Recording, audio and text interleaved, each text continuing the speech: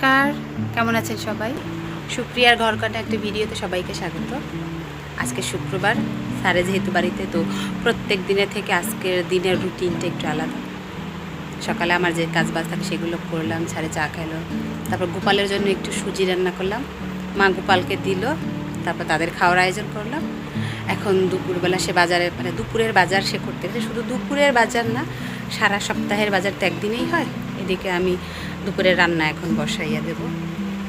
যাই হোক, চলুন ভিডিওটা এইখান থেকে শুরু করি। আমাদের সকালের খাওয়া দাওয়া হয়ে গেছে। কাঁঠাল দিয়ে মুড়ি দিয়ে তারা খাইছে, আমি শুধু মুড়ি দিয়া। আমি কিছু আদা কেটে নিয়েছি, এগুলো ছোট ছোট করে কেটে এখন ব্লেন্ড করব।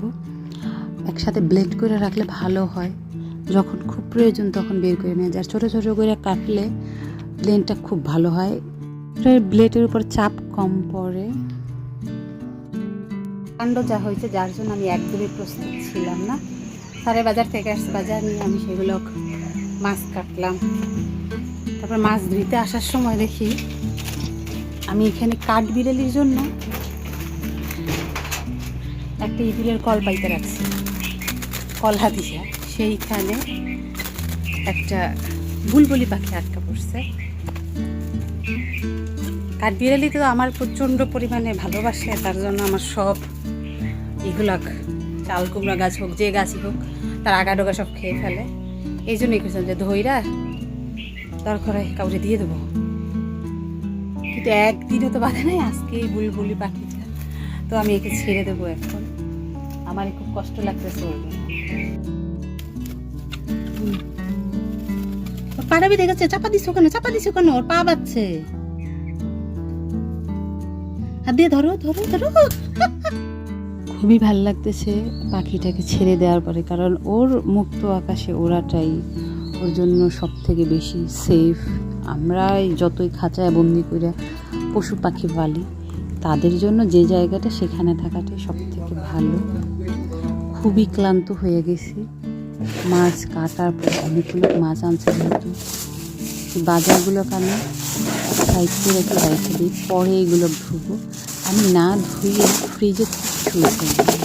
আর ভাবতেছি কী রান্না করবো, তাকে জিজ্ঞাসা করলাম যে স্যার কী খাবে। সে বলতেছে যে আজকে করো না, করে আমার জন্য একটা সবজি করো। তাই ভাবতেছি যে আমি একটা সবজি করি হাতে মাইখা, ফোড়ন ছাড়া, সেই সবজিটাই করবো কিনা, দেখি কি করা যায়। তো আমি তাই করলাম। কুমড়ো, বরবটি, আলু, করলা, পটল, কাঁকরোল, এইগুলো দিয়া ছোটো ছোটো এক সাইজ করে সব কাইটে নিয়েছি। আর এই রান্নাটা হলো সরিষা দিয়ে হয়, সরিষার ফ্লেভারটা খুবই ভালো লাগে। আর বড় মাছের কোলের অংশটা একটু চিকন চিকন করে কাইটা ব্যাস মাইখা দিয়েছি সরিষার তেলে রান্না। ওইটা ঢাকা দিয়ে বসাইছি, এক ঢাকায় ওই রান্নাটা হবে। ইয়াম আছে রান্নাটা করছি, ব্যাস হয়ে গেছে, জল দেওয়া লাগে না। তো নামানোর আগে একটু ধনে পাতা আর মেইন হচ্ছে আমের তেল, মানে আচারের তেল দিয়ে ব্যাস নেড়ে চেড়ে নামিয়ে নিলে হয়ে গেল হাতে মাখা সবজি। এটা সবাই খুবই পছন্দ করে। আর আমি এই পাশে বসাইয়া দিছি রুই মাছের মাথা দিয়ে কাটা চচ্চড়ি করব। জিরে, ধনিয়া, আদা আর কাঁচামরিচ আমি এই করে একসাথে বেটে নিচ্ছি। তারপর ছোটো ছোটো করে আলু কেটে মশলা কষানো হয়ে গেছে, এর উপর দিয়ে লেড়ে চেড়ে ব্যাস নিয়ে নিচ্ছি।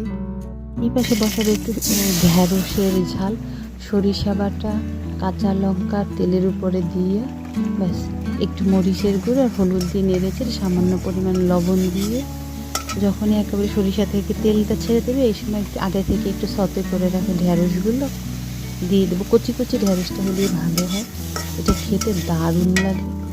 অল্প করেই করতেছি কারণ আইটেম অনেক বেশি আছে।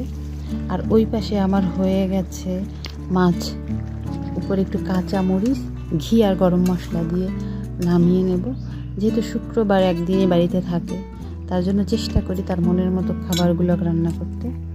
এই কাটা চচ্চড়ির ঘি আর গরম মশলাটা যখন পড়ে দারুণ লাগে, সেটা সবাই সেটা খুব পছন্দ করে। আর এখন যে ফ্লেভারটা আছে, আপনাদের যদি একবার পাইতাম তাহলে আপনারা বুঝতেন। কখনো কেউ ট্রাই করলে এভাবে করবেন, খুবই ভালো লাগে। ব্যাস আমার সব রান্না, একটু উচ্ছে তরকারি রান্না করছি আর একটু মাছ আমের চাটনি করে নিয়েছি সাথে। খেয়ে দিয়ে এখানে বসছি। আমাদের গাছের 2টা আম কেটে নিয়ে স্যারেও খাচ্ছে, আমিও খাচ্ছি, দারুণ মিষ্টি। সব আমি প্রায় শেষ, একটা গাছে শুধু আছে। আমি সকালে যে সুজি রান্না করছিলাম একটু বেশি করে রান্না করছিলাম, গোপালকে দেওয়ার পর থাকলে খেতে পারবে সবাই। আর এটা রান্না করছে আমাদের ছোটোবেলায় মা রান্না করে দিত আমাদের দুধ দিয়ে, ঠিক সেরকম ফ্লেভার হয়েছে, কিন্তু মায়ের মতো তো আর হয় নাই, কিন্তু ফ্লেভারটা সেম রয়ে গেছে। শর্ট ভিডিওতে আমি রেসিপিটা শেয়ার করছি, আপনারা দেখে নেবেন, খুব ভালো লাগবে। অন্যরকম একটা স্বাদের হালুয়া। তো আমি একটু আম দিয়ে ডেকোরেশন করে নিচ্ছি, গেস্ট তাদের দেব। আজকে যেহেতু শুক্রবার, তাই একজনের বাড়িতে বেশি যায়, যারা বিশেষ করে চাকরিজীবী। তো আমাদের বাড়িতে আজকে আমরা যখন ঠিক খেয়ে উঠছি দুপুরবেলা, ওই সময়ই আসছে। তো তারা কিছুক্ষণ আগে এগুলো আপ্যায়ন করলাম, সন্ধ্যা দিয়ে উঠছি। কিন্তু আমি দেখতেছি কি, আমার এই চোখটা দেখুন, এই পাশটা একটু লাল লাল হয়ে আছে, বুঝতেছি না কেন। তো আমি একটু দাদাকে ফোন করবো, ডাক্তার দাদাকে কি বলে দেখি, তাই বুঝে একটু ওষুধ নেব। এখন যাব রান্নাঘরে, অনেকগুলো কাজ জমা রয়েছে, বাজারগুলোকে একটা ব্যবস্থা করতে হবে। ভাবছি আবার একটু ফ্রিজটা ক্লিন করব, ডিপ ক্লিন, দেখি কি করা যায়। বৃষ্টি হইয়া কোনো লাভ হইল না, এতটা গরম বলার মতো না বাবা।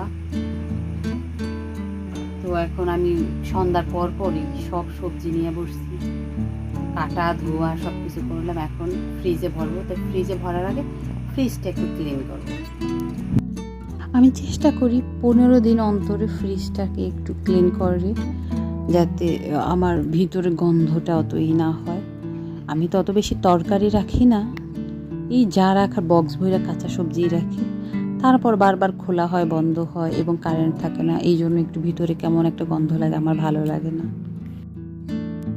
রাতের রান্নাঘরের সব কাজ শেষ করে আসলাম, খাওয়া দাওয়া হয়ে গেছে। বাহিরটা কেমন ঘুটঘুটে অন্ধকার। আমি এখন একটু ফ্রেশ হব, ফ্রেশ হওয়াটা খুব দরকার।